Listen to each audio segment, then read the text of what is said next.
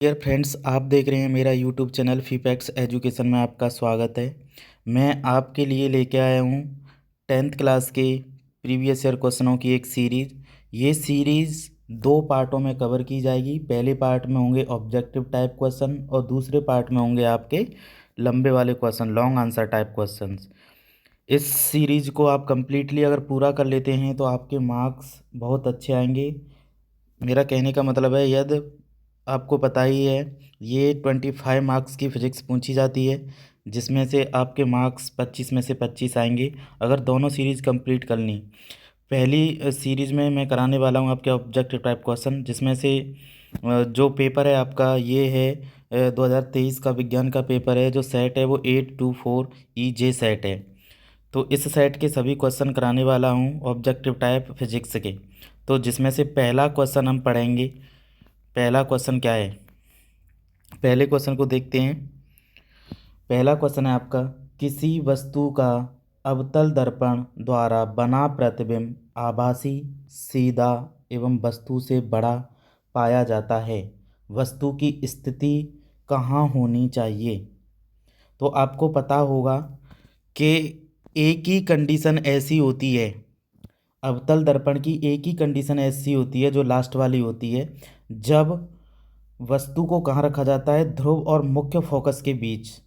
तो प्रतिबिंब आभासी बनता है, सीधा बनता है और वस्तु से बड़ा बनता है। जैसे मान के चलो मैं एक दर्पण लेता हूँ, अवतल दर्पण हम लेते हैं, ये अवतल दर्पण ले लेते हैं। अब ये आपकी मुख्य अक्ष हो गई, ये आपका फोकस हो गया, ये आपका वक्रता केंद्र CF, और ये आपका हो गया P। जब वस्तु को हम रखते हैं कहाँ पर, मुख्य फोकस और ध्रुव के बीच में, तो प्रतिबिंब देखना कहाँ बनेगा। सबसे पहले हम किरण गुजारते हैं, जैसे किरण गई, उससे हम किरण को हम फोकस से गुजार देते हैं ऐसे करके इस किरण को, और उसके बाद हम दूसरी किरण गुजारते हैं जो कहाँ से गुजरेगी, वक्रता केंद्र से होके। जैसे कि देखो ऐसे करके गुजारनी है। अगर हम इन दोनों किरणों को आगे बढ़ाएं तो ये दोनों किरण आगे बढ़ के यहाँ पर मिल जाती हैं। तो आपका प्रतिबिंब देखो सीधा बन रहा है। कैसा बन रहा है? सीधा बनेगा और आभासी बनेगा और वस्तु से बड़ा भी बन रहा है। तो यही एक ऐसी कंडीशन है जो प्रतिबिंब कहाँ बनाती है, प्रतिबिंब बनाती है, बड़ा बनाती है, आभासी बनाती है और सीधा बनाती है। तो इन कंडीशनों में ही होती है। तो इसका आंसर क्या हो जाएगा? आंसर हो जाएगा इसका D। अब हम नेक्स्ट क्वेश्चन की ओर चलते हैं। और एक और बात, एक और क्वेश्चन यहाँ से 1 नंबर का पूछा जाता है, वो क्या है वो समझ लीजिए। साथ ही साथ मैं ऐसे क्वेश्चन अभी कराता जाऊँगा जो आगे आने वाले हैं एग्जाम में। यहाँ से एक क्वेश्चन एक ऐसा पूछा जाता है वक्रता केंद्र वाला, कि ऐसा कौन सी स्थिति है जहाँ पर वस्तु को रखने पर प्रतिबिंब भी वस्तु के बराबर बनता है। तो ऐसी कौन सी स्थिति होती है? वो होती है वक्रता केंद्र C की, जहाँ पर वस्तु को क्या रखेंगे, C पर, तो प्रतिबिंब भी उस वस्तु के बराबर बनेगा। तो अब हम नेक्स्ट क्वेश्चन देख लेते हैं, क्वेश्चन नंबर 2। जब हम क्वेश्चन नंबर 2 पर आते हैं तो क्वेश्चन नंबर 2 को पढ़ते हैं पहले। क्वेश्चन नंबर 2 क्या है? किसी शब्दकोश में पाए छोटे अक्षरों को पढ़ते समय आप निम्न में से कौन सा लेंस पसंद करेंगे? तो आपको पता होगा इसमें हम उत्तल लेंस का उपयोग करते हैं। और सबसे पहले उत्तल लेंस का उपयोग करेंगे तो अवतल लेंस वालों को हटा देंगे। इसमें अवतल लेंस आ रहा है D में, इसे हटा दो। अवतल लेंस B में आ रहा है, इसे हटा दो। अब बात आती है कि 50 सेंटीमीटर लेना है कि 5 सेंटीमीटर लेना है। आपको पता है क्षमता, कम फोकस दूरी होगी तो क्षमता ज़्यादा होगी। तो जिससे क्या है कि क्षमता ज़्यादा होने के कारण ही आप छोटे अक्षरों को सही से पढ़ सकते हो। तो इसका मतलब है कम फोकस दूरी, 50 ज़्यादा होती है कि 5, 5 कम होती है, 50 ज़्यादा होती है, इसलिए कम फोकस दूरी लेनी है, इसलिए आंसर हो जाएगा इसका C। तो इसका आंसर हो जाएगा C। अब अगला क्वेश्चन देखते हैं, क्वेश्चन नंबर 3। इसी प्रकार से आपको सभी क्वेश्चन सॉल्व करवाए जाएंगे और दोनों ही पार्ट बहुत महत्वपूर्ण है। पार्ट 1 और पार्ट 2 दोनों ही पार्ट कराए जाएंगे। पहले पार्ट 1 में हम क्या कराने वाले हैं, ऑब्जेक्टिव टाइप क्वेश्चन। तो तीसरा क्वेश्चन पढ़ते हैं। किसी गोलीय दर्पण तथा किसी पतले गोलीय लेंस दोनों की फोकस दूरियां प्रत्येक -15 सेंटीमीटर है। आपको बताना है दर्पण कौन सा होगा, आपको बताना है लेंस कौन सा होगा। तो हमें दोनों कंडीशनों में बताना है कि दर्पण कौन सा होगा। आपको ध्यान देना है इसके चिन्ह पर। चिन्ह कैसा लिया गया है हमारा, नेगेटिव।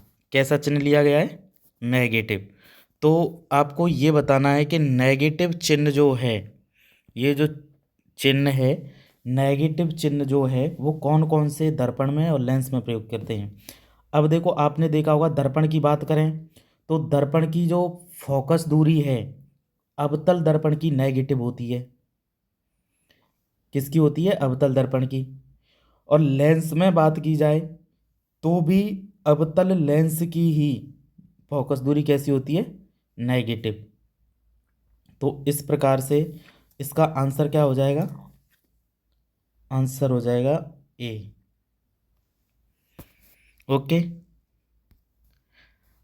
चिन्ह प्रपाटी से आप देख सकते हो, फिर भी अगर ऐसे समझ में ना आए तो चिन्ह प्रपाटी सर ने पढ़ाई होगी। तो इसका आंसर क्या हो जाएगा, ऑप्शन नंबर ए। अगला क्वेश्चन देखते हैं, क्वेश्चन नंबर 4। क्वेश्चन नंबर 4 है, मानव नेत्र के जिस भाग पर किसी वस्तु का प्रतिबिंब बनता है वह होती है। कौन से भाग पर बनता है।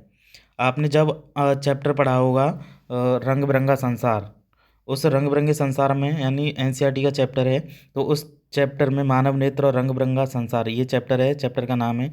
तो उसमें आपको आई वाला टॉपिक पढ़ाया जाता है। तो जैसे कि आई होती है आपकी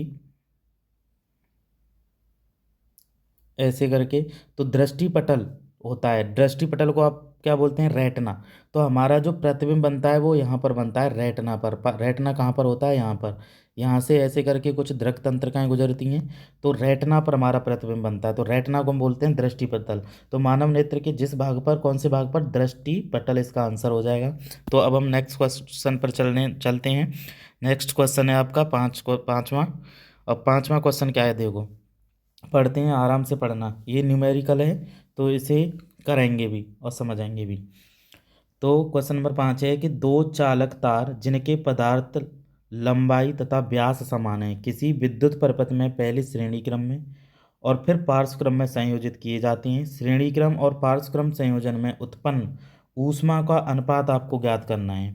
तो पहले तो आपको श्रेणी क्रम वाला सूत्र लगाना है, फिर आपको पार्श्व क्रम वाला सूत्र लगाना है, और फिर आपको ऊष्मा से रिलेट करना है। ऊष्मा से रिलेट करने के बाद आपको ऊष्मा का मान प्राप्त करना है, यानी ऊष्मा का रेशियो प्राप्त करना है, H1/H2। तो यहाँ से इस न्यूमेरिकल को करने के लिए हम आगे चलते हैं। तो ये देखो, ये वाला न्यूमेरिकल ये करके रखा है मैंने। सबसे पहले हम श्रेणी क्रम संयोजन में लेते हैं। श्रेणी क्रम संयोजन में क्या होगा, जो तुल्य प्रतिरोध है वो क्या होता है, आर तुल्य बराबर R1 + R2 होता है, लेकिन प्रतिरोध समान है तो R+R हो जाएगा। तो R+R क्या हो जाएगा, 2R हो जाएगा। 2R ये हो जाएगा किसके लिए, श्रेणी क्रम संयोजन के लिए। और पार्श्व क्रम की बात की जाए तो क्या हो जाएगा, पार्श्व क्रम में जो जुड़ा होता है वो कैसे जुड़ा होता है, ये वाला पार्श्व क्रम में जुड़े होते हैं। तो पार्श्व क्रम में जुड़े होते हैं तो इसका जो तुल्य प्रतिरोध होता है वो 1/R तुल्य बराबर 1/R + 1/R बराबर कितना हो जाएगा, 1+1/R। तो यहाँ से ये इसका तुल्य प्रतिरोध हो जाएगा जो प्राप्त हो जाएगा यहाँ पर आपको, ये वाला। ठीक है।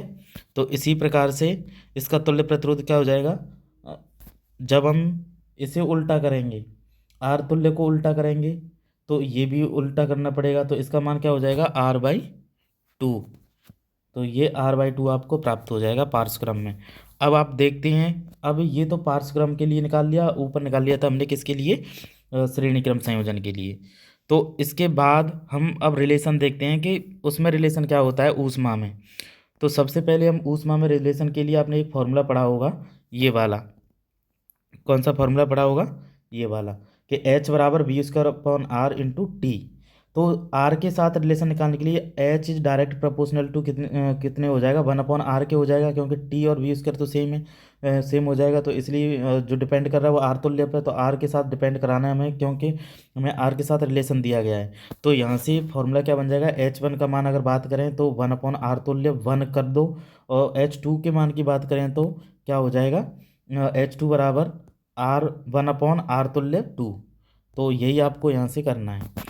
तो यहाँ से अब हमें रेशियो निकालना है, इसलिए H1/H2 बराबर 1/r तुल्य 1/r तुल्य 2।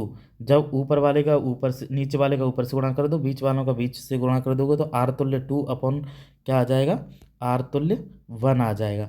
तो यहाँ से ये आप क्लियर कर लोगे। ये क्लियर करने के बाद क्या हो जाएगा, यहाँ से ये देखो ये हो जाएगा। फिर यहाँ से वैल्यू पुट कर देंगे, आर तुल्य 2 की वैल्यू आई थी आपकी r/2, ये रखी, तो इसे यहाँ वैल्यू को पुट कर दिया, और आर तुल्य 1 की वैल्यू आई थी 2r, जो 2r लिख दिया मैंने यहाँ पर। अब देखो ये तो पहले से ही फ्रैक्शन में, इसके नीचे 1 रख के इसे फ्रैक्शन में कर लेंगे, तो ऊपर वाली का गुणा ऊपर वाली से कर देंगे, r से r तो कट ही जाएगा, ऊपर भी 1 है नीचे भी 1 है, तो ये 1 आ गया। अब 2 का गुणा 2 से करेंगे तो ये 4 आ गया। तो इसका आंसर कितना आ गया, तो इसका रेशियो आ गया आपका कितना, आपका रेशियो आ जाएगा H1/H2 बराबर 1/4। तो ये इसका आंसर हो जाएगा। ओके, तो क्वेश्चन नंबर 5 समझ में आया हो तो अगर समझ में नहीं आया है तो आप दोबारा से वीडियो को देख लेना, और ये सभी क्वेश्चन आपको सॉल्व करने हैं। अब हम चलते हैं question number next, question number 6 की तरफ। तो इसका जो आंसर आया है वो क्या आया है, इसका आंसर आया है 1/4, यहाँ से जो ये आया है। ओके, अब अगले क्वेश्चन की ओर चलते हैं। ये लघु परिपथ के समय परिपथ में विद्युत धारा का मान क्या होता है। वैसे तो ये लघु परिपथ की जगह लघु पथन होना चाहिए, क्या होना चाहिए, लघु पथन होना चाहिए इस जगह। तो लघु पथन के समय परिपथ में विद्युत धारा का मान बहुत कम हो जाता है, ये आएगा, कि परिवर्तन नहीं होता है, ये आएगा, कि बहुत अधिक बढ़ जाता है, ये आएगा, या निरंतर परिवर्तित होता है, ये आएगा। आप बताओ कमेंट बॉक्स में कि इसमें से आंसर क्या आएगा। तो लघु पतन का मतलब है क्या होता है, कि जब जो उदासीनता, जो वायर हैं आपके दोनों रेड और ब्लैक, जब एक दूसरे से मिल जाते हैं तो वहाँ पर लघु पतन होता है। तो क्या होता है कि अचानक से धारा बढ़ जाती है बहुत अधिक। तो लघु पतन की कंडीशन में क्या होता है कि अचानक से धारा कैसी हो जाती है, बहुत अधिक बढ़ जाती है। तो इसका आंसर क्या आ जाएगा, आंसर नंबर सी आ जाएगा। अब हम चलते हैं नेक्स्ट क्वेश्चन की ओर। क्वेश्चन नंबर 7 लास्ट क्वेश्चन है। तो विद्युत धारा उत्पन्न करने की युक्ति को हम क्या कहते हैं, बताइए। इन आपके में जो दे रखा है क्वेश्चन में, वो दे रखा है जनित्र, गैल्वेनोमीटर, एमीटर और मोटर। तो आपने देखा होगा इंग्लिश में जिसे जनरेटर बोलते हैं, जनित्र को सब अधिकतर घरों में पाया जाता है, कि जनित्र के द्वारा, जनरेटर के द्वारा हम क्या करते हैं कि यांत्रिक ऊर्जा को किस में कन्वर्ट करते हैं, विद्युत ऊर्जा में कन्वर्ट करते हैं, यानी विद्युत धारा उत्पन्न होती है। तो जनित्र होता है, तो इसका आंसर क्या हो जाएगा, जनित्र। ठीक है ना, इसका आंसर हो जाएगा जनरेटर, जनित्र। तो ऑप्शन नंबर ए इसका आंसर हो जाएगा। यही 7 क्वेश्चन है, 7 क्वेश्चन आते हैं एग्जाम में ऑब्जेक्टिव टाइप, और जो लंबे क्वेश्चन है, जो लॉन्ग आंसर टाइप क्वेश्चन है, वो आपका जब पार्ट 2 चलेगा, सीरीज नंबर 2 चलेगी या पार्ट 2 चलेगा, तब उन सभी को हम कराएंगे अपने हाथों से। तो इस चैनल को लाइक कमेंट ज़रूर करना और सब्सक्राइब ज़रूर करना।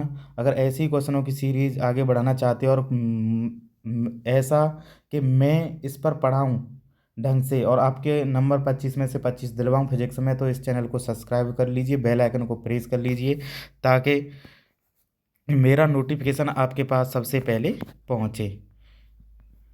ऐसी वीडियो पाने के लिए ज़रूर, और अपने फ्रेंडों को ज़रूर शेयर करें। Thank you dear friends.